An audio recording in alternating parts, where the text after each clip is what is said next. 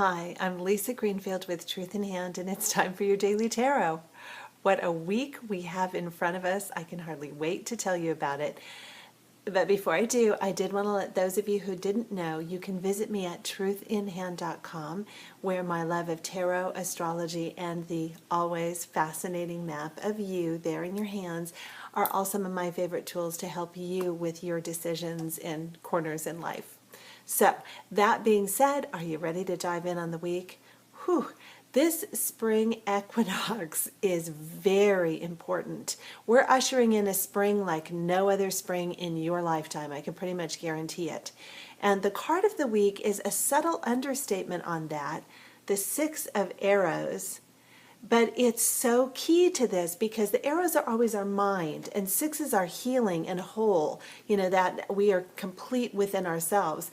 So this week is where you have a chance to learn how to use your mind in the right way for you, so that it doesn't hijack you, so that it doesn't absolutely upend your plans.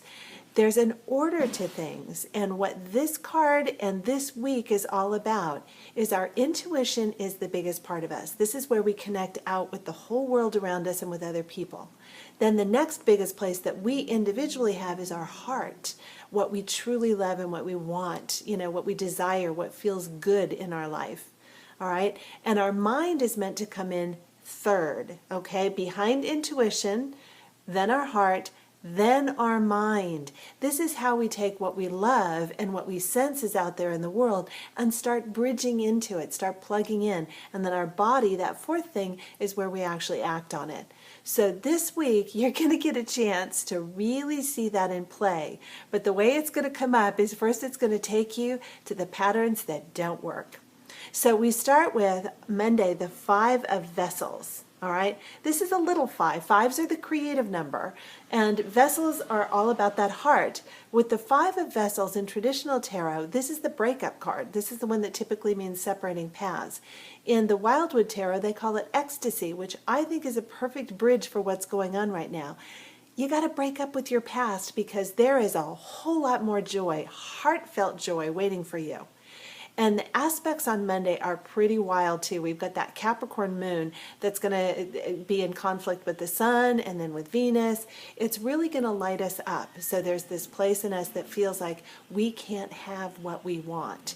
Well, our mind is going to try and convince us of that. Your job is to manage your mind. All right? And that is not the truth. The old patterns are not still operating unless you insist on dragging them into the picture.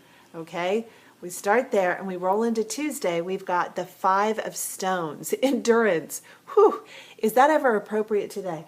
Because we also have with Neptune sextile Juno, there's a sense, one of the authors that I read said that there's soul contracts from past lives with this aspect.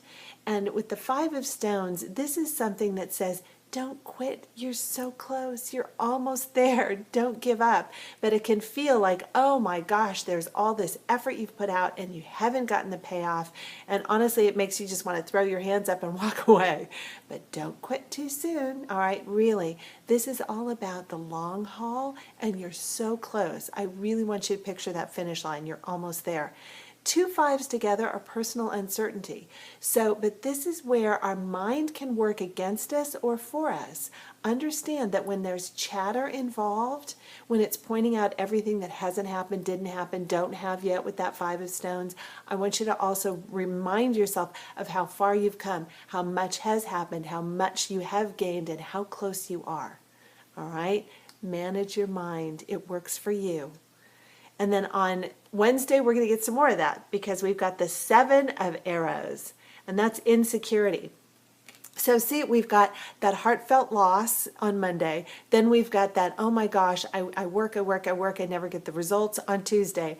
On Wednesday, it's like, oh, it's the worthiness issue, that insecurity. It's like, ooh, all right. So you're going to have that come up as well. And what you're meant to do with this is always and forever go to what is the truth of it. Manage your mind, but also let the fears and insecurities it shows you help you understand yourself better, understand some of your trigger points.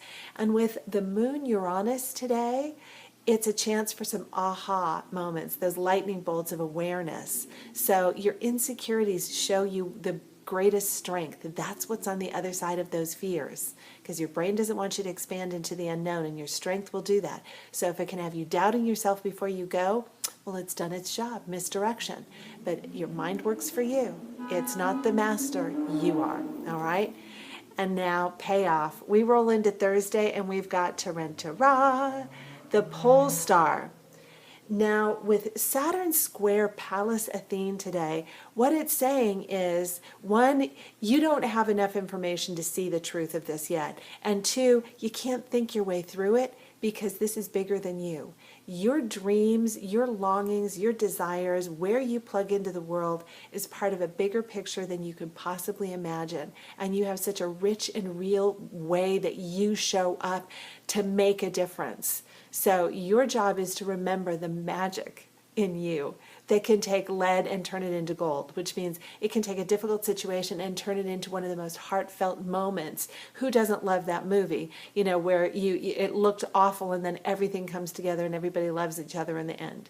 That's your pole star. This is the promise that after difficulties and effort, you get the reward, okay? And we move into Friday and we've got the moon on the water.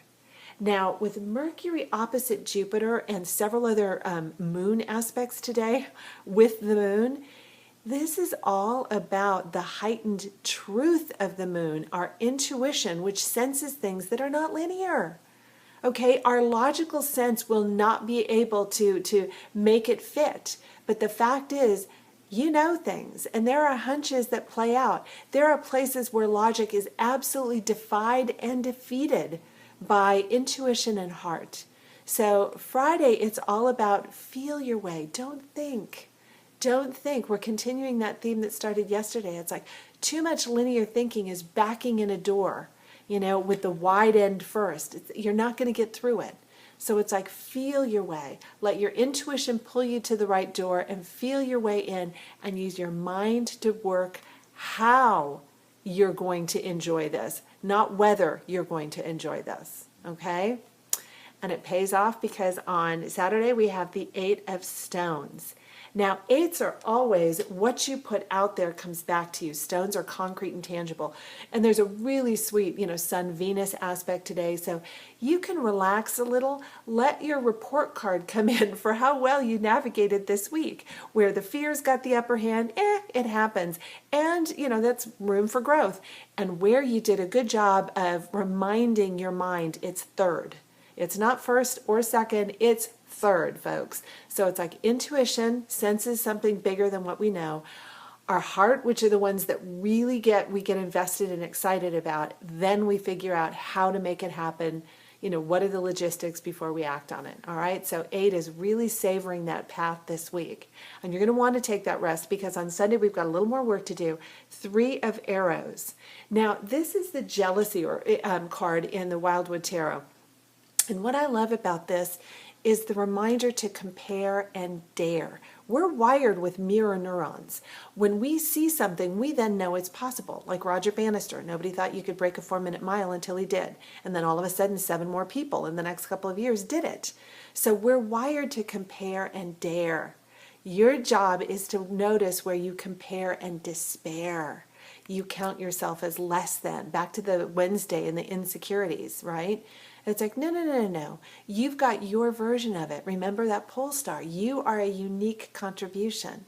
So take those places where you have felt jealousy or you've been the object of jealousy and envy, and remind people we're here to compare and dare.